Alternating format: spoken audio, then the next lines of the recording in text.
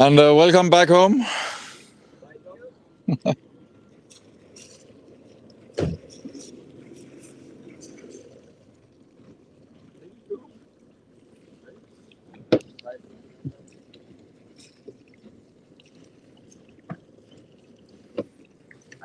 Hi. So was it a good trip or? All in all, yes. Yeah. It had its ups and downs, Yeah. but we are quite satisfied with all the performance. We need you just to, I'll let you try the boat up and then we can do a little post-race interview. We have, unfortunately, we couldn't really see you on the tracker, but we could see you on the AIS, so we were following you. Yeah, it's a pity with this Garmin point. Yeah, I agree. Because I was not aware that we had to book a different option. Okay. But it's, yeah, well, I think we we can talk about that after we are not live anymore. Yeah. I can find a nickel pad. This is a J 120, right? Yeah. It's a really nice boat, I think. J is an American brand, J boats. I'm not sure if this one is that designed in France? Do you know that? Built in France. Built in France. Okay. Yeah. Mine is from America. Yeah. But built in France. Yeah.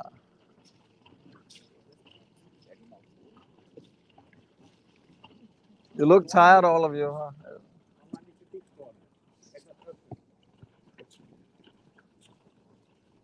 Huh?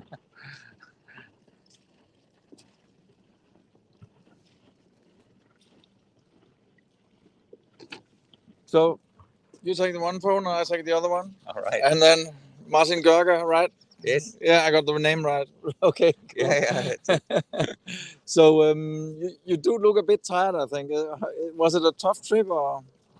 Yeah, well, the last night was quite tough because starting in the little belt, we had current against, but still a little bit of wind. Yeah. But it was really tricky to get through. Yeah.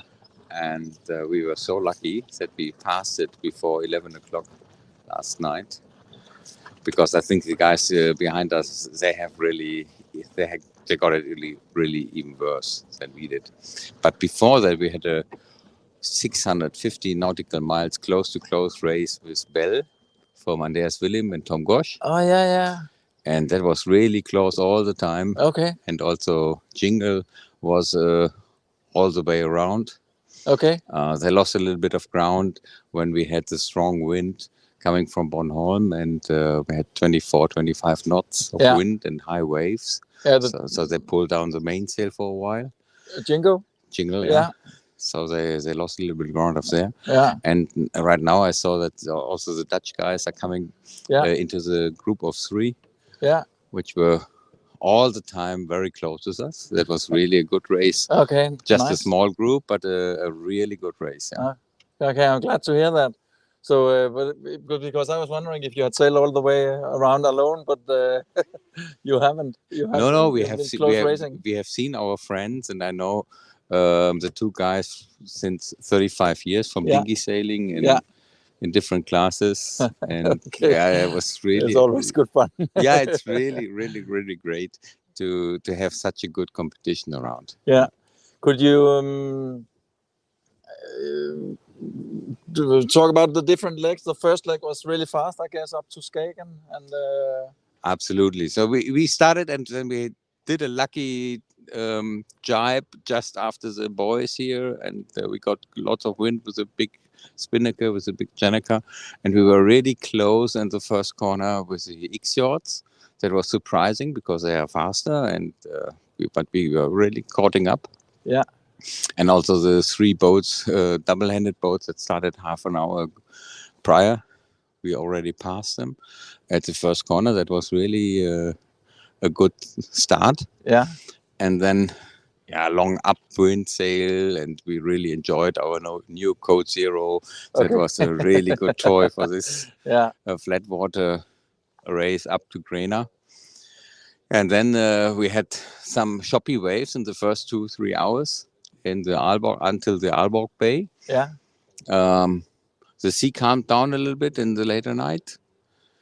And then we jibed around the top mark at Skyen. How was that? I heard there was a lot of boats up there, and it was a lot of boats waiting on anchor. Yeah, right. Yeah. But that wasn't really a big trouble for us.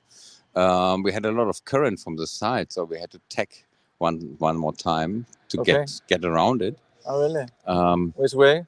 The current came from westerly direction and pushed us to the buoy. So our bearing wasn't really good enough, so we had to do a little tack. Bell came closer again, and then Bell passed maybe 10 minutes after us.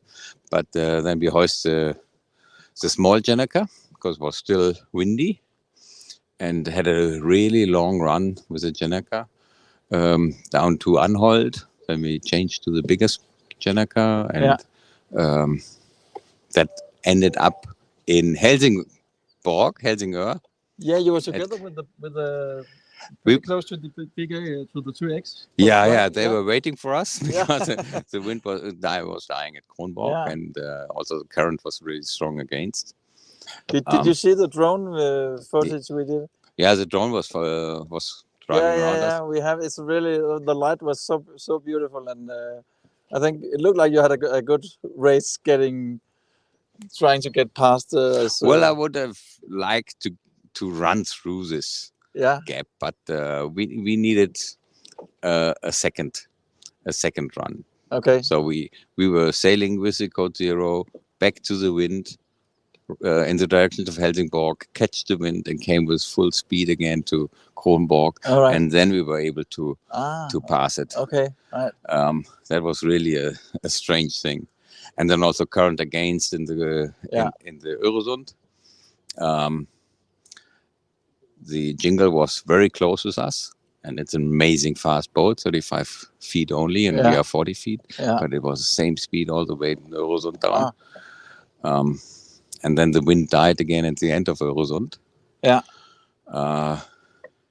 So we had 2 hours, maybe 2.5 hours of no wind, absolutely zero, but really warm and nice to wash everything. And have a little break. And then the wind came back from behind, so Jenneker up and in the direction of South Sweden. Was beautiful. The wind picked up. We had to put the Jenneker down. Bell was able to keep the flat Jenneker and pass us in that direction towards Christiansø. And then I'm changing here the responsibility on the boat with my son Rasmus, and he was able to set the spinnaker in the night at Christiansø again. And then we were sailing down Bornholm. And at the corner of Bornholm, and then we changed the jib, so the normal jib into a smaller jib on the spinnaker run during the night to be prepared for the incoming wind from northwest. And then it was a really long tacking. Really long tacking. So you had to tacked all the way, or could you just lay the? We laid a very long time. Until the wind park in front of Rügen. And then we had to do one single tack, small one, and then another long ley line. And then we caught up to Bell again. The wind died some hours later, so we changed the jib in one of these wind periods again. So upwind, it's strange because we have a rolling jib, and then to change it takes some time. But with a bigger jib, we were able to really point much higher than Bell, and then from then on we caught her minute for minute, and also passed her. And then the Fehmarn Belt was quite strange. It was around 10 knots of wind, but very shifty. We had different tacks with 100, 110 degrees wind angle. So really strange. But then it stabilized. So let's say around Langeland, the wind stabilized again. Yeah. Filled in again a little bit. Was another tricky situation south of Langeland and Erö. With ups and downs from the wind. But then we were in the new fresh air from the westerly direction. And then we were able to really speed into the little belt. Okay. And then the rest, we've talked about it. So when we came out of the little belt, we had the Jenica up again. And later on, the Code Zero again. And the finishing line is really a mess here because there's no wind. And it took an hour to get here to the finish. We saw you. I was like, But why is it sailing away again? But all in all, it was really good. So we changed every 4 hours during the nights, every 3 hours during the day. And we had really nice food. We had a lot of beer also during the trip. You're joking? No? No. We were drinking beer. Not too much, of course, but we were drinking beer. And we were cooking, and we had a lot of fun. You had a good time. Yeah, we had a good time. Yeah. Is a high point for you in the season? Yes, of course. Yeah. What would be the best? What will you remember most? The most is sunrise, sunset, the situations on the water, 724 nautical miles, sailing without stopping. Is that your distance? 740? 724. Wow. Yeah. Okay, it's quite a long way. I don't know. Maybe the X shots they said a little less. Huh? Yeah, they didn't beat it that much. They said they could lay it almost all the way from Bornholm to Langeland or something like that. They're machines in the strong wind, of course. Yeah.